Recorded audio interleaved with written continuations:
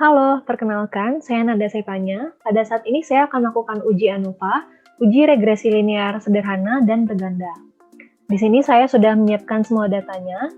Untuk masing-masing uji ada ANOVA, regresi linear sederhana, dan berganda. Pertama-tama kita pindahkan dulu semua datanya ke SPSS. Di sini saya sudah pindahkan semuanya. Nah, untuk bagian produk, kita beri nilai 1 sama dengan produk A, 2 produk B, dan 3 produk C. Lalu kita akan melakukan uji ANOVA dulu.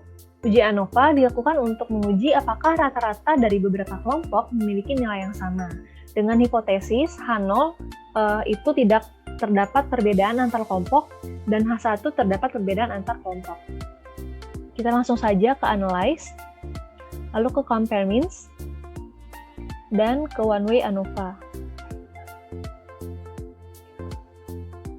Kita reset dulu.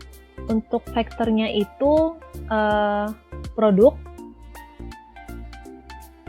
dan untuk variabelnya itu respon. Lalu ke options, dan kita checklist bagian deskriptif dan homogeneity. Continue, oke. Di sini kita sudah bisa lihat outputnya.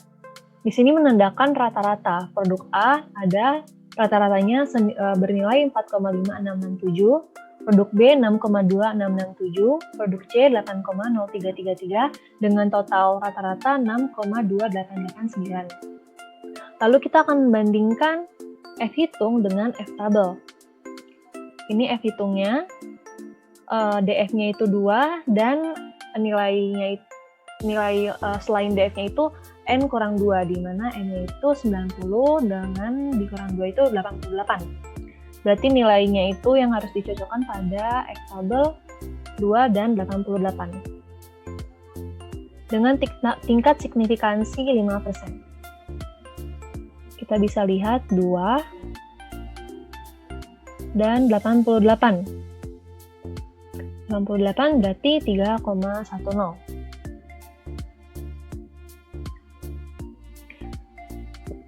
Nilai F-tabelnya itu 3,10, F-hitungnya 97,788. Nah, jika F-hitung lebih besar daripada F-tabel, maka H0 ditolak dan H1 diterima. Dengan ini dapat disimpulkan bahwa terdapat perbedaan rata-rata dari produk A, B, dan C. Selanjutnya kita akan melakukan uji regresi linear sederhana. Uji regresi linear sederhana dilakukan untuk menguji apakah terdapat pengaruh antara satu variabel bebas terhadap satu variabel terikat. Dengan H0 tidak berpengaruh dan H1 terdapat pengaruh. Kita ke Analyze, lalu ke Regression, dan ke Linear. Ini kita reset dulu semuanya. Nah, untuk variabel bebasnya itu ada speed, dan untuk variabel terikatnya itu distance. Lalu kita ke statistics, confidence intervalsnya ada 95%. Dan continue lalu oke. Nah, karena kita akan melakukan uji 2 tahap, kita akan membandingkan F-hitung dengan F-tabel. Di sini F-hitungnya itu 91,613, F-tabelnya itu dengan DF 1 dan 49. Kita ke F-tabel, tentunya dengan tingkat signifikansi 5%. 1 dan 49, nilainya itu 4,04. Karena F-hitung lebih besar daripada F-tabel, maka H0 ditolak dan H1 diterima. Dengan ini berarti terdapat pengaruh yang signifikan antara variabel bebas, yaitu variabel speed, dengan terhadap variabel terikat, yaitu variabel distance.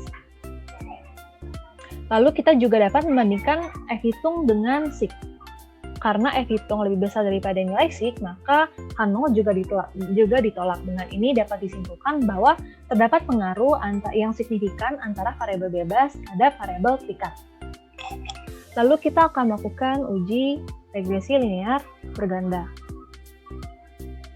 Uji regresi linear berganda dilakukan untuk menguji apakah terdapat pengaruh antara lebih dari satu variabel bebas terhadap variabel terikat.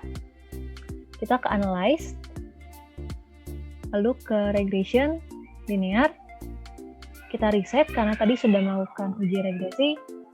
Lalu untuk variabel bebasnya ada YouTube, Facebook, dan newspaper. Dan untuk variabel terikatnya ada sales.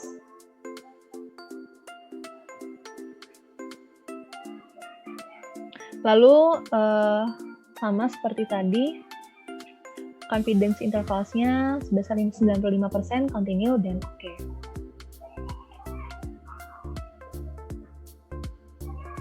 Nah, kita akan melakukan uji 2 tahap, di mana H0-nya itu tidak terdapat pengaruh dan H1-nya terdapat pengaruh. Pertama, kita akan membandingkan F hitung dengan nilai signifikannya. Nah, karena nilai F lebih besar daripada signifikannya, maka H0 ditolak dan H1 diterima. Berarti variabel YouTube, newspaper, dan Facebook itu berpengaruh terhadap sales. Lalu kita akan membandingkan nilai T dengan signifikannya.